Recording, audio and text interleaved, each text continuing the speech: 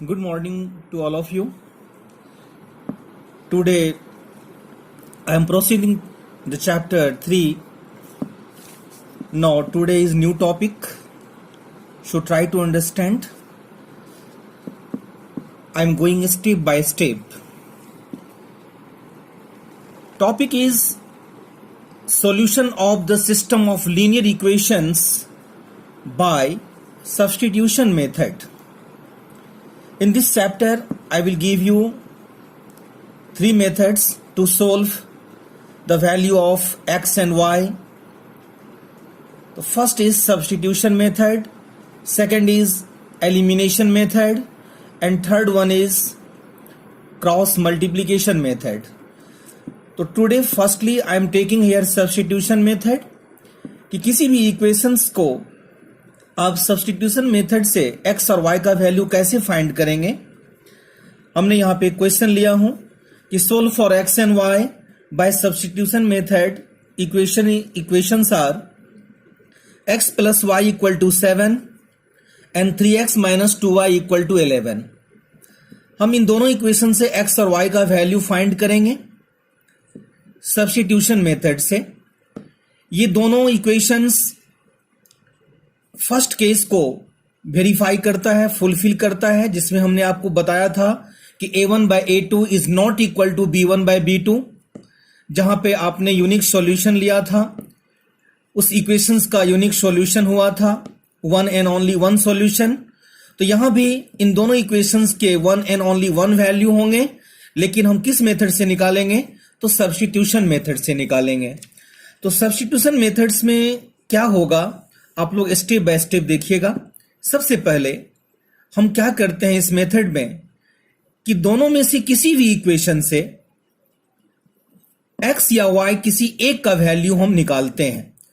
तो मुझे simple equation first लगता है, तो फ्रॉम इक्वेशन फर्स्ट इक्वेशन क्या है आपका? x plus y equal to 7। हम यहां पे x का वैल्यू फाइंड कर लेते हैं।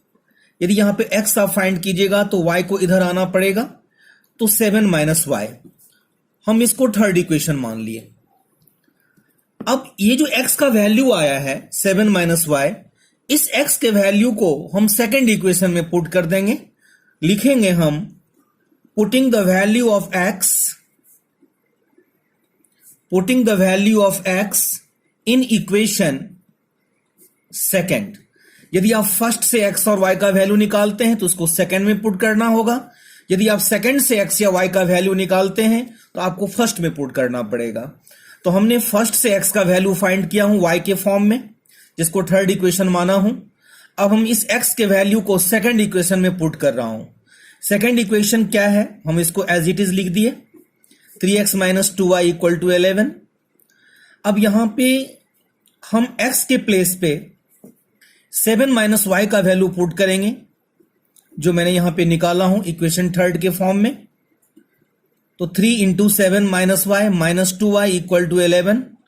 हम 3 से दोनों को मल्टीप्लाई करेंगे, 3 7 जा 21, 3 को y से मल्टीप्लाई करेंगे 3y minus 2y equal to 11। 21 minus 3y minus 2y is minus 5y equal to 11। अब हम 11 को इधर लाएंगे और माइनस 5y को उधर ले जाएंगे। 11 इधर आएगा तो माइनस हो जाएगा, क्योंकि इधर पॉजिटिव है ये, और माइनस 5y उधर जाएगा तो प्लस 5y हो जाएगा। 21 में से 11 को माइनस करेंगे 10 होगा, 10 इक्वल टू 5y। तो y का वैल्यू 10 अपॉन 5 दैट इज 2, यानी यहां पे y मेरा 2 निकला। अब x कैसे निकलेगा? तो इस y के वैल्यू को अब हम थर्ड इक्वेशन में पुट करेंगे, जो यहां पे मैंने निकाला हूं थर्ड इक्वेशन, यहां पे पुट करेंगे हम। तो लिखेंगे हम putting the value of y in equation third equation क्या है? तो थर्ड इक्वेशन है x equal to 7 minus y। अब हम यहां पे y के प्लेस पे 2 रखेंगे, 7 माइनस 2, तो x इक्वल टू 5। तो x और y दोनों फाइंड हुआ, 10 x equal to 5 and y equal to 2. These two values are the solution of given equations by substitution method. So we can find easily the value of x and y by this method. एक बार इस method को फिर से गौर से देखिए. सबसे पहले हमने फर्स्ट इक्वेशन से x का वैल्यू फाइंड किया y के फॉर्म में, जिसको थर्ड इक्वेशन माना. फिर मैं इस x के वैल्यू को सेकंड इक्वेशन में पुट किया. सेकंड इक्वेशन में पुट करने के बाद वहां से y का वैल्यू आया 2. इस y के वैल्यू को थर्ड इक्वेशन में मैंने पुट किया, जो थर्ड इक्वेशन था x equal to 7 minus y. Third equation में पुट करने के बाद x का वैल्यू 5 आया. thus x equal to 5 and y equal to 2. these are the unique solutions of given equation. Now again I am taking here second example. Solve for x and y by substitution method. Again equation is 2x plus 3y equal to 9 and 3x plus 4y equal to 5. तो जैसा कि मैंने आपको बताया था first question में कि दोनों इक्वेशन में से किसी भी इक्वेशन से चाहे तो आप x को y के फॉर्म में ले जाइए या y को x के फॉर्म में ले जाइए. तो फ्रॉम इक्वेशन फर्स्ट, तो हम इक्वेशन फर्स्ट से, इक्वेशन फर्स्ट क्या है, 2x plus 3y equal to 9.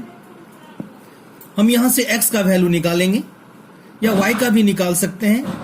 हमने पहले क्वेश्चन में x निकाला था, तो यहां पे मैं आपको y निकाल के दिखा देता हूं कि यदि यहां पे हम y का वैल्यू निकालेंगे तो 2x को उधर ले जाएंगे, 3y LHS साइड रहेगा, 2x को ले जाएंगे RHS के साइड, तो 9 minus 2x, 3y equal to 9 minus 2x. तो जब आप y निकालिएगा तो ये हो जाएगा 9 माइनस 2x अपॉन में 3, जिसको इक्वेशन थर्ड मान लिया जाएगा. जब भी x या y किसी का भी वैल्यू आप निकालिएगा किसी के फॉर्म में, तो वह इक्वेशन थर्ड हो जाएगा, जिसका काम लास्ट में आता है. तो यहां पे फर्स्ट क्वेश्चन में आपने देखा था कि मैंने x को y के फॉर्म में लिखा था, थर्ड इक्वेशन बनाया था.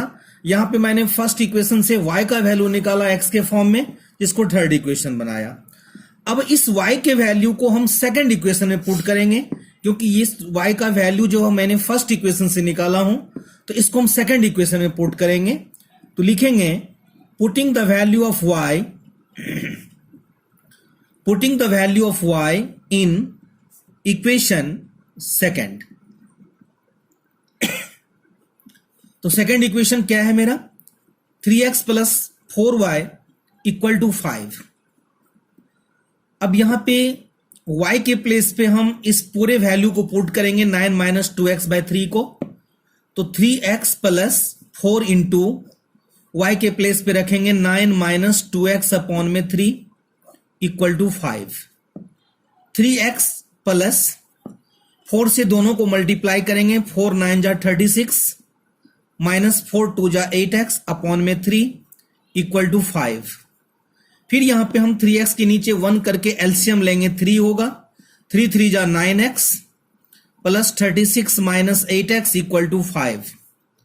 9x में से 8x को माइनस करेंगे, x होगा, x प्लस 36, और यहां पे 5 को 3 से मल्टीप्लाई कर देंगे बाय क्रॉस मल्टीप्लीकेशन से. तो x इक्वल टू 36 को उधर ले जाएंगे हम, तो x इक्वल टू होगा 15 माइनस 36, दैट इज माइनस 21.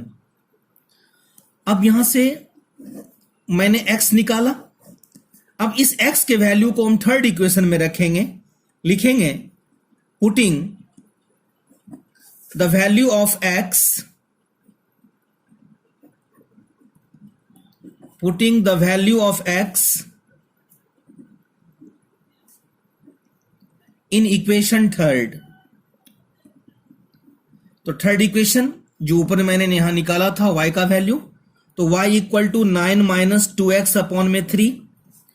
अब मुझे x के प्लेस पे माइनस 21 को पुट करना है, तो 9 माइनस 2 इंटू माइनस 21 अपॉन में 3.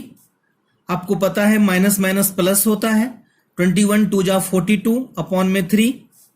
42 में 9 ऐड करेंगे 51, 51 अपॉन में 3, 17 3 जा 51, 17, 10, x equal to 17, x equal to minus 21 and y equal to 17. So these are the solutions of given equation, that is x is minus 21, and y is 17. So I think that you all may have understood easily this question. So this was substitution method by which we can find the values of x and y from any equation if the solutions of that equation will be unique.